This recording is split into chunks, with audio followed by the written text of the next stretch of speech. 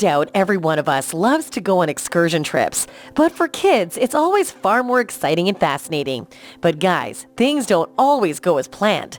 Sometimes unbelievable situations come up. Today, we'll discuss a few school trips which went horribly wrong. In some incidents, participants lost their way. In other instances, they faced traumatic situations. And in a few cases, some events completely changed their lives. But before we let you know what terrible experiences students had on their school trips, make sure to hit the subscribe button and bell icon so that you don't miss out on our future content. School trips have always been a most attractive and fun activity for children, but this enjoyment can turn out to be a disaster if the organizer or accompanying teacher is not sensible. In 2014, a class of 39 students from the UK were taken by a teacher to a mountain, which was one of the largest in England. The difficult terrain of the mountain made the hiking trip by the young kids quite challenging. But the most unbelievable part of the trip was that the children had been taken to go to the countryside and mountain in sneakers instead of some sturdy hiking shoes, which would have saved them from the freezing cold as well as fatigue. The brainy teacher also didn't take along a map, just an old compass for navigation. Suddenly, the weather in the area became rough, and it was becoming quickly dark, and everyone on the trip was stranded. After they called for help, a mountain rescue team rushed to trace them. During the rescue operation, the team found some old garbage bags. With elaborate efforts, the kids, along with their teacher, were rescued and thankfully were unhurt. It is not known how the teacher was dealt with afterwards, whether she was fired from the job or permitted to continue after a warning. Whatever the case, in my opinion, she should not be allowed to take any more students on field trips in the future. In 2016, a group of 33 students and 6 teachers belonging to North Cobb High School in Atlanta set out for a hiking trip to Monkey Sanctuary.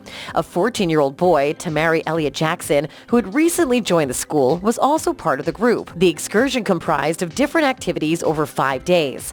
On the first day, children were to cross River Sabine by wading through it and then going hiking in the Monkey Sanctuary. This merry trip turned into a big disaster. Tamari Elliott Jackson was reported missing after wading in the river stream. Further activities of the group ceased immediately, and search for Tamari commenced throughout the sanctuary.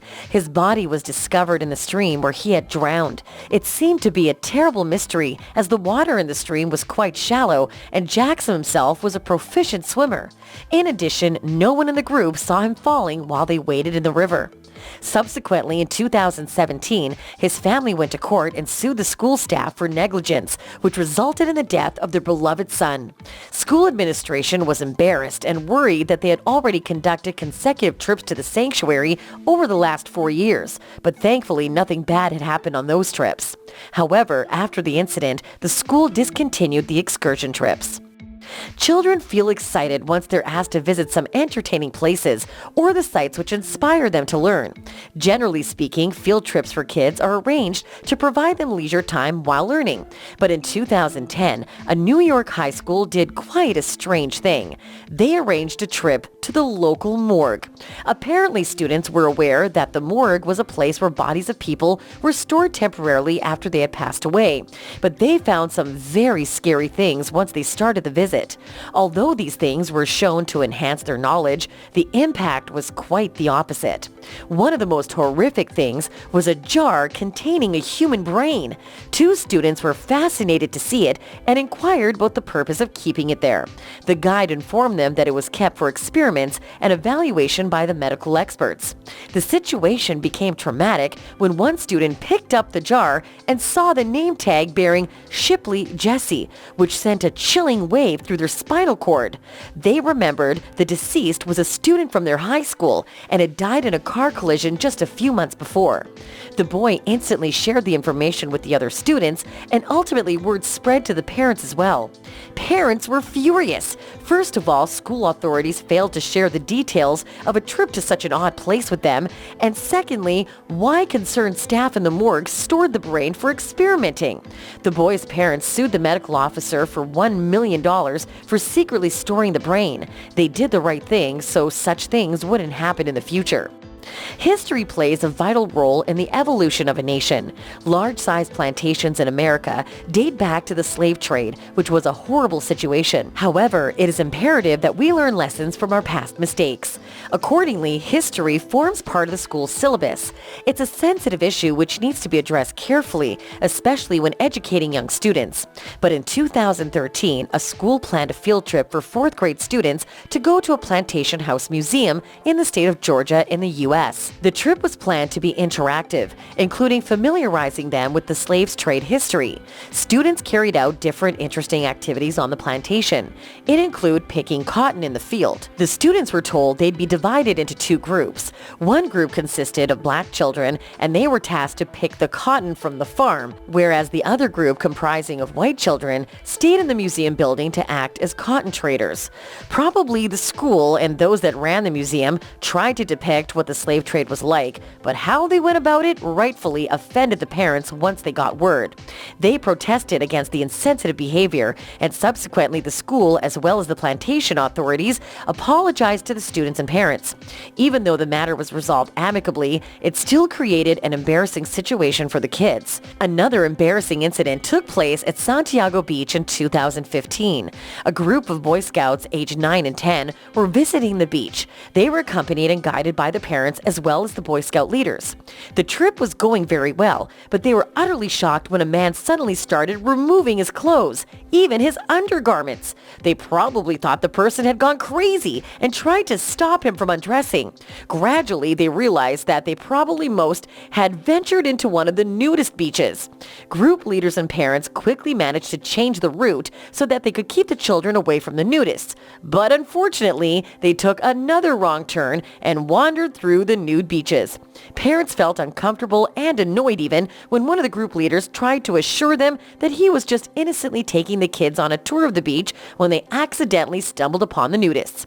Guys, accidents happen, right? But sometimes very simple things can turn into a complicated affair. Later on, group leaders, parents, and local officials held a meeting to assess the situation. Officials of the Boy Scouts of America stated that they had followed appropriate guidelines and procedures for the trip. However, the parents disagreed. Some of the trips we discussed earlier were of educational value, like visiting the plantation and the morgue. But a proposal to visit a water park would be really exciting for the kids. In 2015, a class from the school in the UK visited Barcelona, Spain. During the tour, they went to a water park. The teachers advised the students to carefully apply sunblock all over their bodies so that they would prevent them from getting sunburned. As the temperatures at times went up to as high as 40 degrees Celsius, the teachers provided them with the sunblock, but some students chose not to apply it. As a result, 4 kids suffered such terrible sunburns that they had to go to the hospital. Colin Pitcher, a 15-year-old student, had to remain admitted in the hospital for many weeks to be treated for his severe burns. Parents blamed the teachers for their negligence. However, the teachers vehemently refused to take blame as they were very clearly instructing the students to apply the sunscreen. Consequently, school authorities warned that excursion trips would be discontinued if students could not adhere to the rules and procedures. Young ones enjoy going to the beach. In 2015, on a sunny day, one school from Texas decided to take a trip to a nearby beach. It sounded good to the kids, but it didn't turn out well. During the trip, a 12-year-old girl named Samira went missing. She went swimming along with her classmates and teacher. The last time she was seen standing with her teacher and several other female students on the beach. Some kids got scared of the high waves and got out of the water, while one of the teachers decided to take all the students back to the coastline. There, when they looked around to make sure everyone was present, they could not find Samira. Rescue teams, along with police and coast guards, carried out an extensive search for 4 hours. Ultimately, her body was recovered from the sea. Her mother was found devastated on the beach, as any mother would be. The next day, her classmates brought a large number of balloons. This undoubtedly was the saddest incident which happened at their school. Watching a movie sounds like fun, and a school trip to a movie theater seems quite normal. But when a school in Dallas, Texas gathered about 5,000 male students from different school districts in the area, area and took them to the local movie theater, the trip became quite the controversy. The trip was arranged to see a movie called Red Tails, an inspiring film about a squadron of black pilots called the Tuskegee Airmen. The movie was based on a true story where the pilots were getting the chance to prove themselves in the air, but had to battle discrimination. You may be thinking, how did this excursion go wrong? Well, there weren't any girls invited on the trip. In fact, they had to stay back and watch Shakira and Britney Spears videos, while the boys' trip to the movie theater was meant to teach only them about black history.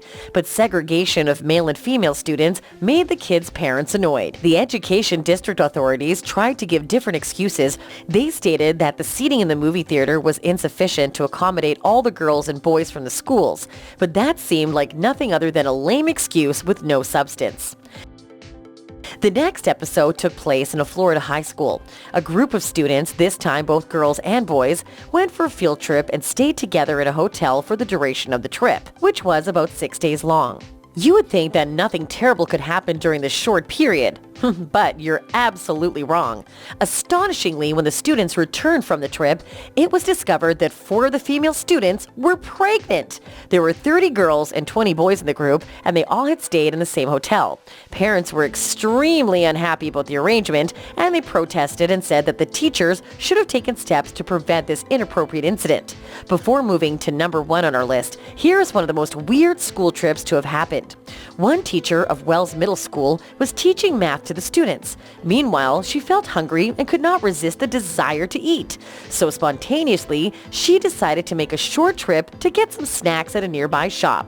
She got all 11 students stuffed into her car, 2 of them in the front seat, 7 in the back seat, and 2 in the trunk of the car. It must have looked like a car full of clowns, but students were enjoying the ride. They went to a nearby Walmart store to purchase the snacks. However, she left 2 of the students in the car while the rest went shopping in the store. Surely, school authorities immediately fired her from the job and might have ensured that her name never get back on the list of school teachers. Some of you may have complaints about the behavior of your own past teachers and may even call some of them mean, but I think you can't compare them to the teachers of this school. When students of Roseland Public School were graduating, the teachers informed them that they would be going for a school trip to Disneyland. Brochures related to the program were printed and detailed presentations were delivered to the students. Obviously, the kids were very excited and enthusiastic to go with their friends to Disneyland, but soon bad news began to circulate in the school. Just one day prior to the trip, the students were told that they would be going to a local bowling alley instead of Disneyland. The teacher told them that it was all a huge prank, and the teacher's smiling face and laughter was caught on camera while giving the news to the students.